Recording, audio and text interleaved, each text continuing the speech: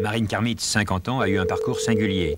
Il est passé de la réalisation de films militants à l'exploitation et à la distribution, puis à la production de longs métrages à partir de 81. Son catalogue comporte des films de Godard, Chabrol, Giraud, Malle et Resnais.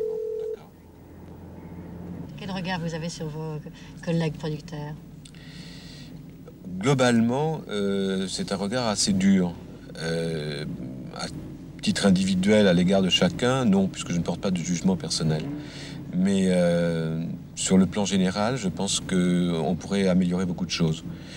Je pense qu'ils ne travaillent pas assez. Je crois qu'il y a peut-être trop de facilité sur le plan financier, qu'il y a une certaine paresse qui s'installe et qu'ils ont tendance en général, pour la plupart d'entre eux, à part 2 ou 3 exceptions, à devenir des producteurs exécutifs pour les chaînes de télévision et à ne plus du tout s'occuper de ce que peut être le cinéma ou de ce que devrait être le cinéma.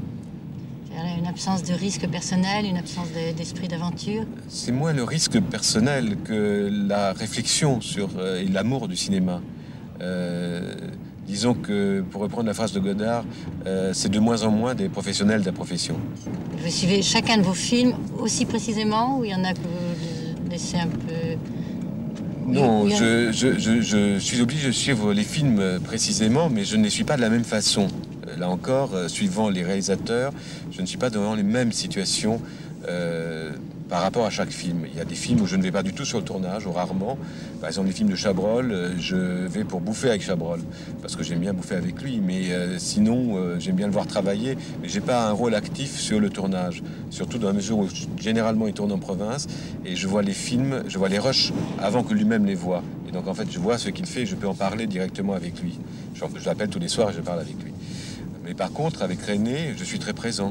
D'abord parce que j'aime beaucoup sa présence, que j'aime le regarder travailler, et que par ailleurs, je crois qu'il a une demande réelle vis-à-vis d'un producteur de partenariat, d'échange, de réflexion, de soutien, et que j'ai l'impression de servir à quelque chose, quoi.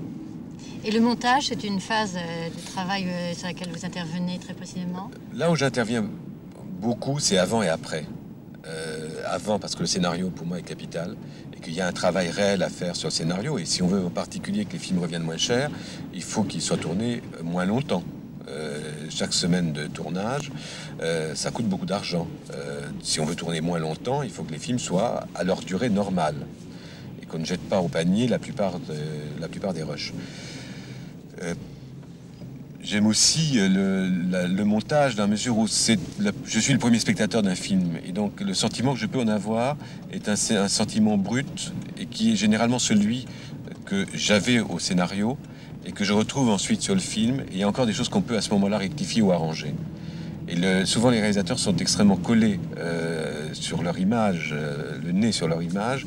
Ils n'ont plus le recul nécessaire. Et s'ils font confiance à un producteur, c'est à ce moment-là que le producteur peut intervenir.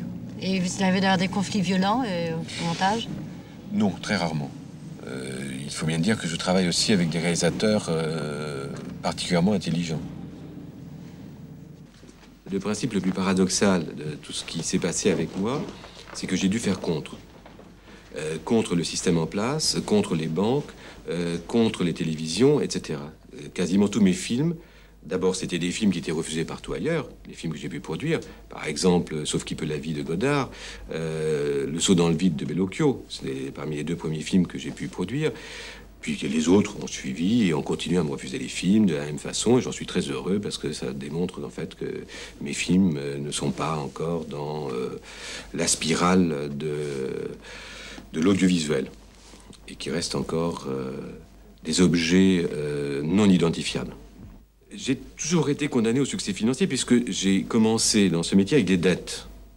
Et que donc, il a fallu d'abord que je rembourse ces dettes et ensuite, chaque film me permettait d'en faire un autre. Et donc, l'argent que je gagnais sur un film, je le réinvestissais dans un autre.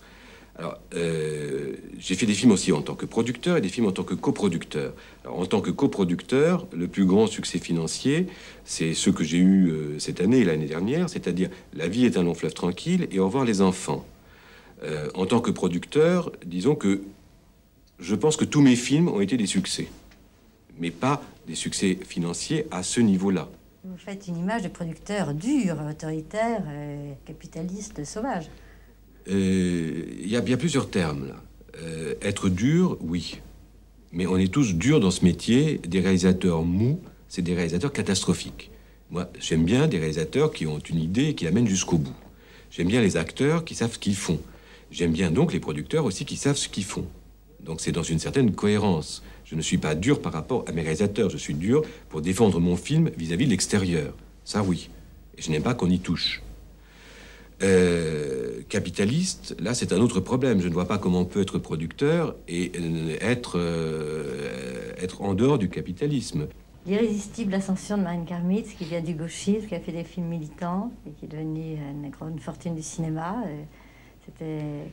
C'est normal, je veux dire. Je ne sais pas si c'est normal.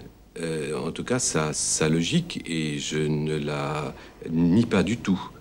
Je n'oublie absolument pas ce que j'ai fait, et je considère que actuellement, en faisant ce que je fais, j'essaye de continuer ce que je faisais quand j'étais un militant de la gauche prolétarienne dans les années 72, quand je faisais camarades et coup pour coup. Je le fais simplement différemment, dans un autre contexte, mais qui est purement celui de ma profession, où j'essaie de faire des choses un peu différentes, de changer un certain nombre de choses, de ne pas m'occuper uniquement et de façon égoïste de mes problèmes, mais de m'occuper aussi des problèmes de l'avenir du cinéma français ou de l'avenir de l'audiovisuel européen, et que je mène des luttes quotidiennes pour essayer de faire en sorte que les choses changent, et que c'était ça, cette chose-là qui me liait à mon passé militant, qui était l'essentiel de mon choix militant, c'était de changer la vie. J'essaye de continuer de le faire en faisant du cinéma et en ne faisant que ça. Est-ce que vous êtes riche?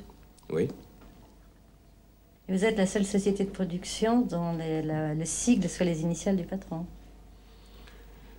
C'est aussi les initiales d'une belle voiture, d'une belle Jaguar et aussi d'une mitraillette.